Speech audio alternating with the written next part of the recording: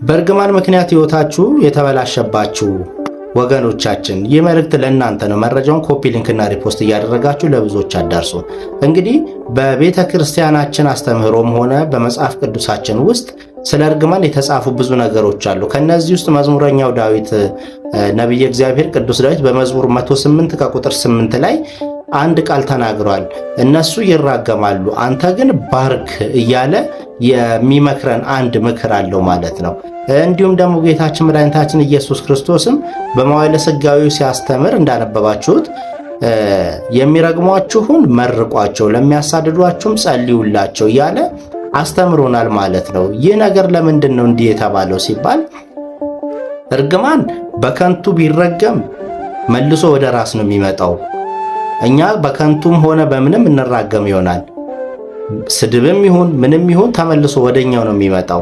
ስለዚህ በዛ ምክንያት ይህን እርግማን ተው ለማለት እርግማንን ሊያስተውና እኛም እድላችን ህይወታችን እንዳይበላሽ ስለሚፈልግ መድኃኔዓለም ኢየሱስ ክርስቶስ ለሚረግሟችሁ መርቋቸው ብሏል። ምክንያቱም እነሱ ላይ የምናሳድረው የምርቃት በረከት ለኛ በረከት ሆኖ ተመልሶ ስለሚመጣ ይህንንም በምን እናውቃለን ከተባለ በፍትሐ ነገሥት አንቀጽ 9 ቁጥር 294 ላይ ራሱ በከንቱ የሚራገሙ እርግማን በራሳቸው ይውልባቸዋል ብሎ ይልና ዝቅ ብሎም ደግሞ በማንኛውም ነገር በበረከት ፈንታ መርገምን ከአፍህ አታውጣ፣ የመርገሙ ፍሬ ባንተ ላይ እንዳይደርስብህ ብሎ ደግሞ ያስቀምጠዋል መልሶ ማለት ነው። ስለዚህ በህይወታችን ውስጥ በተቻለ መጠን ማንንም መርገም የለብን። ክርስቲያኖች የክርስቶስ ልጆች ነን፣ ክርስቶስን የምንመስልናል። እሱ የሚያደርጉትን አያውቁምና ይቅር በላቸው ብሎ ጸልዮ አስተምሮናል ማለት ነው። ስለዚህ እኛም የሚያደርጉትን አያውቁምና ጌታ ሆይ ማራቸው፣ ይቅር በላቸው፣ ልቦና ስጣቸው፣ ማስተዋሉን አድላቸው ብለን ልንጸልይላቸው እንጂ የሚገባው ተናደንም ይሁን አዝነንም ይሁን ከልጆቻችን ጀምሮ እውነት እንደ ቀልድ የምንናገራት ዓይንህ ይጥፋ፣ ይድፋ፣ ይንቀልህ፣ ቅብርጥሴ እያልን የምንናገራት እያንዳንዷ ንግግርና ድርጊት አየር ላይ አትቀርም። አካል ገዝፋ ትፈጠራለች። እውነት ለመናገር ማለት ነው።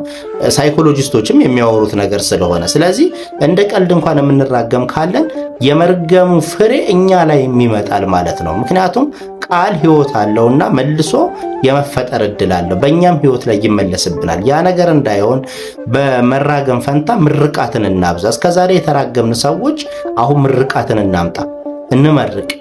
ክፉም ቢያደርጉብን ከልባችን እግዚአብሔር እንጀራን ያውጣል፣ እንጀራን ይክፈትል፣ ሕይወት የተባረከ ይሁን እያልን በቃ ምርቃቱን ከልጆቻችን ጀምረን የሚሰድቡንም ሰዎች ቢኖሩ አመሰግናለሁ እያልን ማለፍን እስኪ እንለማመድ። ከአፋችን በረከት እንጂ መርገም መውጣት የለበትምና እስኪ ይህንን ነገር እንለማመደውና እናድርገው። አለበለዚያ ግን የምንራገማት እያንዳንዱ እርግማን በእኛው ሕይወት ላይ እየተተገበረች እኛ ራሳችን እየዳከርን ባለንበት የምንራመድ ለውጥ የሌለን በመንፈሳዊ ሕይወታችንም ሆነ በስጋዊ ሕይወታችንም ሆነ በምንም መልኩ ፍሬ ማናፈራ ከንቶች እየሆን ያለነው ምናልባት ከራሳችን አፍ በሚወጣ እርግማን ሊሆን ይችላልና ለሚረግሟችሁ መርቋቸው ብሎ ጌታ እንዳስተማረን ሁሉ እየመረቅን ሞክር እስኪ።